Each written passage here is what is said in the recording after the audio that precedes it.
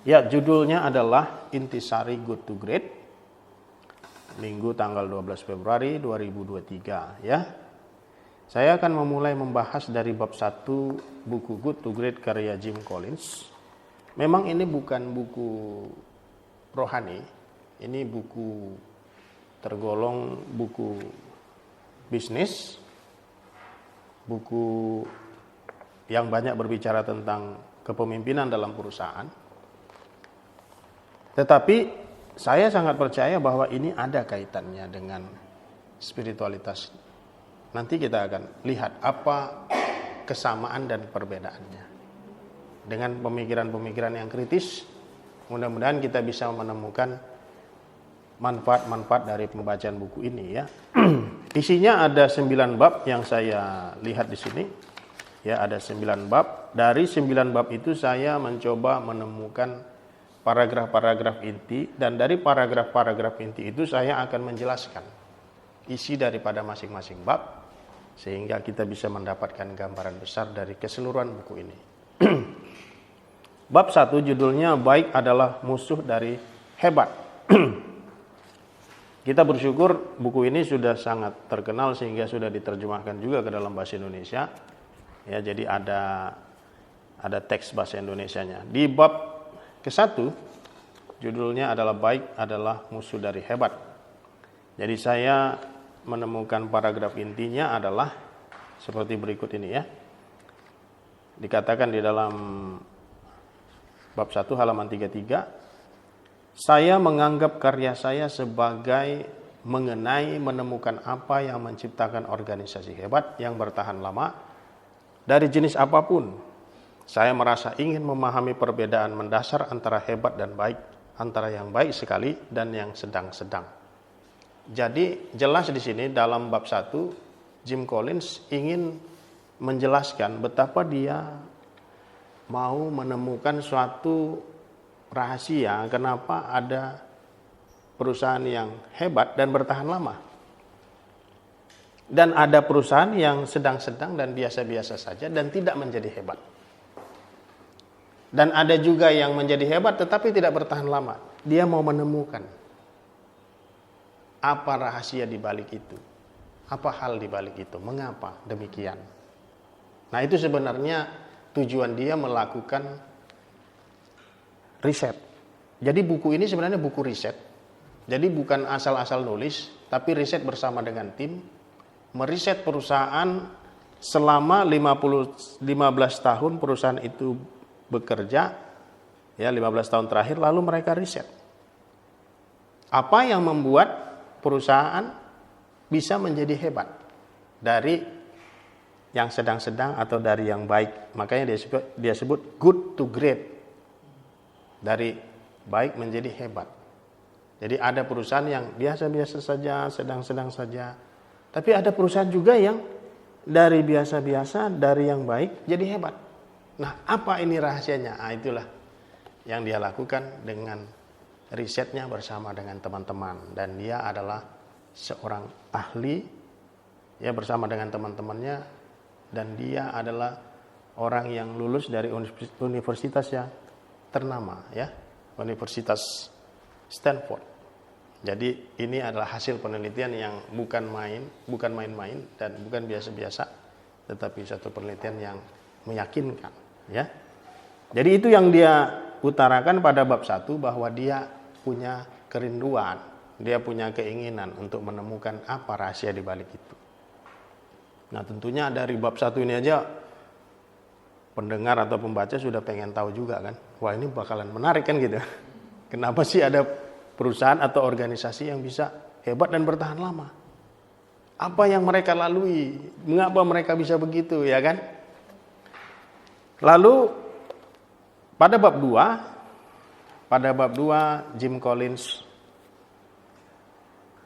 mengatakan ya, di halaman 41 dia sebut judul bab 2-nya ini adalah kepemimpinan tingkat 5. Jadi dia temukan bahwa perusahaan-perusahaan yang hebat, yang bertransformasi dari baik menjadi hebat, mempunyai ciri, mempunyai karakteristik kepemimpinan yang dia sebut dengan kepemimpinan tingkat 5. Dia sebut pemimpin tingkat 5 itu begini.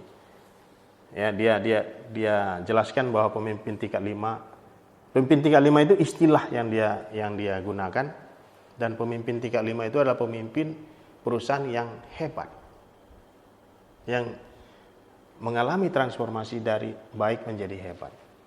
Dia jelaskan pemimpin tingkat 5 adalah ya seperti ini.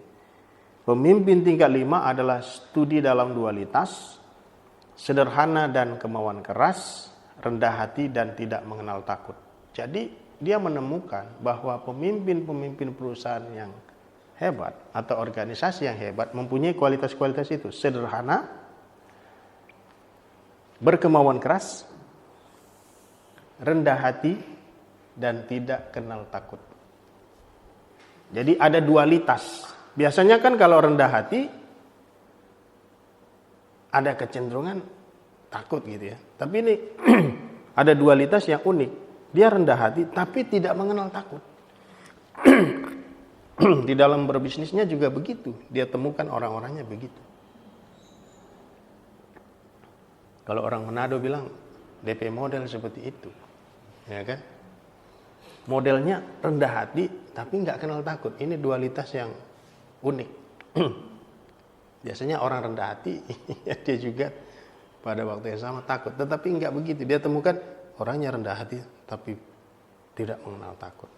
Kemudian sederhana tapi punya kemauan keras. Ini dualitas yang unik. Nah, kebanyakan pemimpin-pemimpinnya modelnya seperti itu, kata Jim Collins. Itu yang dia sebut dengan kepemimpinan tingkat 5. Kemudian pada bab 3 dia berbicara tentang, dia berikan judulnya ya, bab 3 itu dengan frasa seperti ini. Pertama siapa, kemudian apa. Oke, kita cari tahu apa yang dia maksud. Di halaman 68 Jim Collins mengatakan seperti ini. Pemimpin baik menjadi hebat. Baik menjadi hebat maksudnya yang mengalami transformasi ya. Dari baik menjadi hebat. Memahami 3 kebenaran sederhana. Pertama, bila Anda mulai dengan siapa bukannya dengan apa, Anda dapat lebih mudah menyesuaikan diri dengan dunia yang berubah. Intinya dia menekankan siapanya dulu, lalu apa ya. Kedua, bila Anda mempunyai orang yang tepat dalam bus, sebagian besar masalah mengenai cara memotivasi dan mengelola orang-orang sudah hilang. Maksudnya begini, maksudnya poin yang kedua itu dia bilang begini maksudnya. Saya nggak perlu, dengan kata-kata yang lain, saya nggak perlu capek memotivasi orang kalau memang mereka udah punya nilai di dalam dirinya. Kalau memang mereka adalah orang yang tepat di dalam bus. Ini nanti kaitannya kalau dalam perusahaan dalam hal perekrutan. Kalau pemimpin HRD-nya atau CEO atau pemimpin perusahaan yang merekrut orang-orang yang sudah punya nilai, biasanya mereka tidak perlu banyak usaha untuk memotivasi. Karena emang orangnya sudah termotivasi, karena emang orangnya sudah punya nilai. Itu sama seperti merekrut orang yang punya passion dengan penerbangan, direkrut oleh perusahaan penerbangan. Seperti Nurtanio misalnya. Nurtanio itu di era yang dulu, zaman dulu aja dia udah bisa bikin pesawat. Habibie misalnya. Orang-orang yang memang udah punya passion dengan pesawat. Sehingga nggak perlu lagi dimotivasi. Ayo kita semangat untuk buat pesawat. Kenapa? Karena dia udah punya passion, dia udah punya nilai di dalam dirinya. Nah, itulah yang dikatakan oleh Jim Collins. Jadi dia bilang pertama siapa, kemudian apa. Yang kedua dia bilang orang yang tepat dalam bus. Supaya apa? Supaya nggak perlu lagi repot untuk memotivasi. Yang ketiga dia bilang begini. Yang ketiga, bila Anda mempunyai orang yang tidak tepat, tidak peduli seandainya Anda menemukan ke arah yang tepat, Anda masih belum mempunyai perusahaan yang hebat. Visi hebat tanpa orang yang hebat maka akan tidak relevan. Nah, sekali lagi yang poin ketiga ini dia berbicara tentang sumber daya manusianya. Jadi harus pilih orang yang tepat. Gitu. Harus pilih orang yang tepat. Untuk sebuah perusahaan bisa menjadi hebat. Ternyata kalau dari pembicaraan ini berarti perekrutan itu sangat menentukan. Dan saya lihat juga kelebihan presiden kita sekarang adalah perekrutan menteri-menteri yang memang siap untuk kerja. Dan dia sendiri memang udah mau kerja kan. Makanya ciri khasnya kan pakaian putih aja, digulung tangan, pakai cat supaya kerja. Dan semua orang yang mengikut dia juga harus orang-orang yang kerja. Maksudnya bersama-sama dengan dia. Seperti itu. Jadi orang yang tepat. Pertama siapa, kemudian apa. Itu yang dia bahas pada bab 3. Kemudian ada paragraf yang menarik lagi pada bab 3 yaitu halaman 95. Ya, Jim Collins mengatakan seperti ini, orang-orang yang kami wawancarai, saya ambil paragraf ini karena menarik. Orang-orang yang kami wawancarai dari perusahaan baik menjadi hebat dengan jelas menyenangi apa yang mereka lakukan. Terutama karena mereka menyayangi orang-orang yang bersama dengan mereka melakukan itu. Jadi bukan saja mereka punya passion yang dia pilih, bukan saja orang-orang yang punya nilai, bukan saja orang-orang yang bersemangat, tetapi juga orang-orang yang senang bekerja satu sama lain. Nah, cirinya perusahaan yang hebat itu seperti itu dia bilang. Makanya suatu hari kalau kita mau membangun perusahaan atau mungkin jadi konsultan perusahaan atau diminta advice mungkin untuk perusahaan, maka yang kita lihat di sini. Kalau berdasarkan apa yang dikatakan Jim Collins ya, maka yang akan kita lihat bagaimana mereka satu sama lain dan bagaimana setiap orang mempunyai value, setiap orang punya passionnya, ya setiap orang memang punya semangat sehingga kalaupun diberi semangat mungkin nggak perlu capek-capek lagi kan, memberi semangatnya karena memang udah di situ passionnya. Seperti saya katakan tadi, nggak perlu kita kasih semangat kepada Nur Tanyo untuk membuat pesawat. Nggak perlu kasih semangat Habibie untuk membuat pesawat. Karena apa? Karena itu udah passion dia. Gitu kira-kira ya. Nah kemudian dalam bab 4 dia berikan judulnya Hadapi Fakta Brutal. Hadapi Fakta Brutal. Ya saya ambil dari halaman 105. Jim Collins mengatakan demikian. Perusahaan baik menjadi hebat menunjukkan dua bentuk membedakan dari pemikiran yang disiplin. Pertama, dan menjadi topik bab ini, topik bab 4 ya, adalah bahwa mereka menanamkan seluruh proses dengan fakta brutal dari kenyataan. Artinya pada bab ini dia berbicara tentang hal-hal yang tidak enak yang harus dihadapi dan jangan menghindar dari situ. Apapun yang tidak enak harus dihadapi. Dia cerita tentang seorang bernama Stockdale. Stockdale ini seorang tentara yang sering kali ditangkap dan dianiaya oleh musuh. Lalu dia bertemu dengan Jim Collins dan Jim Collins pengen tahu pengalaman dia. Dan Jim Collins bertanya kepada Stockdale yang banyak mengalami penganiayaan oleh musuh. Dia tanya, bagaimana kamu bisa melewati semua itu? Karena Stockdale ini kan tentara yang tentara kan sering kali juga ketangkap ya, dan Stockdale beberapa kali ketangkap dan dianiaya. Dan dia tanya, bagaimana kamu bisa melewati semua itu? Dia bilang, ya saya harus hadapi. Kemudian seiring pembicaraan terakhir, Jim Collins tanya sama dia, biasanya siapa yang berhasil melewati kesusahan ketika ditangkap. Stockdale bilang begini, yang optimis katanya. Terkejut Jim Collins. Maksudnya yang optimis itu kayak mana? Yang optimis yang selalu bilang nanti kita akan dibebaskan nanti bulan Paskah, nanti kita akan dibebaskan pada hari Natal, nanti kita dibebaskan seminggu lagi, 2 minggu lagi. Itu yang gagal katanya. Itu yang stres, itu yang depresi, itu yang gak kuat. Jadi harusnya bagaimana? Harusnya sampai kapanpun kita yakin bahwa kita akan terbebas dari sini. Enggak bilang hari Natal, enggak bilang hari Paskah, kita hadapi fakta brutalnya katanya. Nah itu yang dia bilang. Jadi bab 4 berbicara tentang itu. Ada 2 hal yang perlu kita lakukan. Dia bilang dalam bab 4, pertahankan keyakinan seperti yang dikatakan Stockdale tadi, tetap yakin, enggak tahu kapan, mungkin minggu depan, mungkin bulan Natal, mungkin bulan Paskah, enggak tahu, tapi tetap yakin dan tetap menghadapi fakta brutal.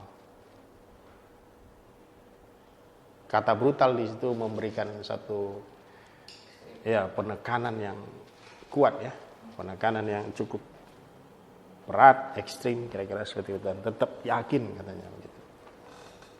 Nah, nanti kita akan bahas di mana hal yang agak mirip dengan kekristenan di sini. Kemudian bab 5. Bab 5 dia sebut dengan konsep landak. Konsep landak. Apa maksudnya konsep landak? Ini yang dia katakan pada halaman 138. Konsep landak adalah konsep yang sederhana, jelas yang mengalir dari pemahaman yang mendalam mengenai perpotongan 3 lingkaran sebagai berikut. Lingkaran 1, di bidang apa Anda dapat menjadi paling baik di dunia? Lingkaran 2, apa yang menggerakkan mesin ekonomi Anda? Yang ketiga, apa yang amat Anda minati? Jadi kalau kalian lihat di halaman yang terakhir, itu ada 3 lingkaran dan kemudian ada arsirannya. Tetapi itu bahasa Inggris. Tetapi kalau dalam bahasa Indonesia kira-kira ada arsiran daripada ini arsiran daripada apa yang terbaik kita. Menurut kita ini kalau menjadi yang terbaik dalam hal apa? Ya kan? Dalam hal apa kita menjadi terbaik? Kita kan tahu. Seperti itu ya. Yang kedua, apa yang paling kita minati? Yang ketiga, apa yang menggerakkan mesin ekonomi kita? Inilah arsirannya dari 3 hal itu. Kalau saya nggak mungkin saya bilang yang terbaik saya adalah bertukang. Kalian udah tahu lah, itu bukan yang terbaik saya. Ya kan? Nah, kita pilih 3 ini jadi arsiran itu dan kita fokus di sana. Jim Collins mengatakan kalau kita fokus pada apa yang terbaik kita dan passion kita dan yang menggerakkan mesin ekonomi kita, maka kita akan mengalami transformasi. Pada waktu yang sama, Jim Collins juga mengatakan seperti ini, bahwa selain daripada itu, jangan difokuskan kalau bukan terbaik kita. Dia cerita, dia ngambil kuliah matematika. Buat dia merasa dia adalah bagus di sana gitu. Tetapi dia tahu ada orang yang memang jauh lebih bagus. Dan memang secara genetik sepertinya mempunyai kelebihan itu. Pernah nggak lihat orang yang memang sangat bagus sekali dalam olahraga? Pernah. Sepertinya secara genetik memang itulah kekuatan dia. Itu yang saya maksud dengan nomor 1 tadi. Apa yang terbaik dia? Bidang apa? Collins mengatakan, di bidang apa Anda dapat menjadi paling baik di dunia? Saya tentu nggak akan mengatakan saya akan menjadi ahli bahasa Ibrani. Saya belajarnya udah umur segini gitu loh. Saya tahu bukan itu yang terbaik saya. Kalau saya mungkin dari kecil udah bisa, mungkin ini yang terbaik. Mungkin itu yang terbaik saya. Ya kan? Nah, arsiran itulah katanya yang harus difokuskan. Nah, mungkin kita coba brainstorming. Kalau kalian bisa temukan nggak apa yang paling baik kalian? Just?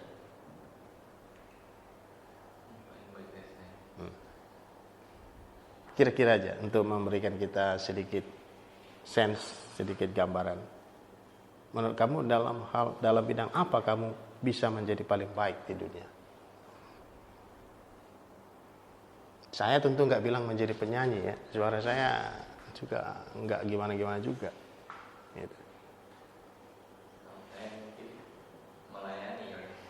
Melayani.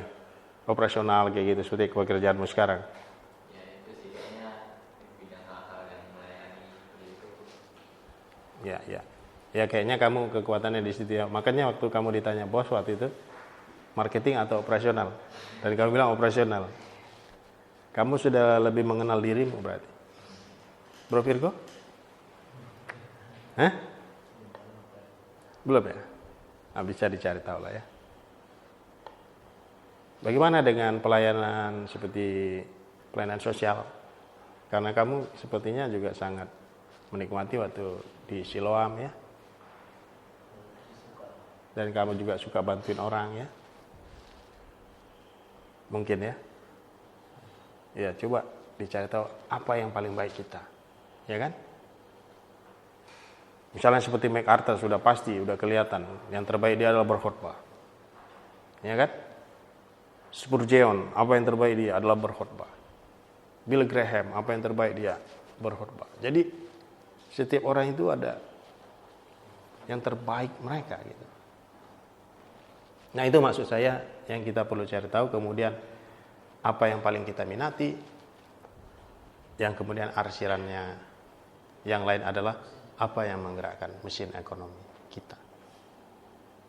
Kalau saya cukup menikmati dengan mengajar ini, jadi saya senang mengajar, itu passion dan saya merasa itu bisa menjadi yang terbaik, ya kan? Dan itu juga yang menggerakkan mesin ekonomi sampai sekarang, ya kan? Nah, itu sebagai contoh saja ya. Nah, itu tentang konsep landak. Nah, kenapa disebut landak? Karena landak itu dia bilang dia fokus kepada kekuatannya. Jadi landak itu kalau diserang oleh lawannya, dia cuman membentuk dirinya seperti bola seperti itu sehingga nggak bisa dikalahkan. Artinya dia fokus kepada kekuatannya. Nah, maksudnya begitu juga kita fokus kepada 3 hal ini. Pada apa yang terbaik, ya bidang apa yang dimana kita bisa jadi paling baik, apa yang menggerakkan mesin ekonomi, dan apa yang paling kita minati. Itu bab 5 dia bicara.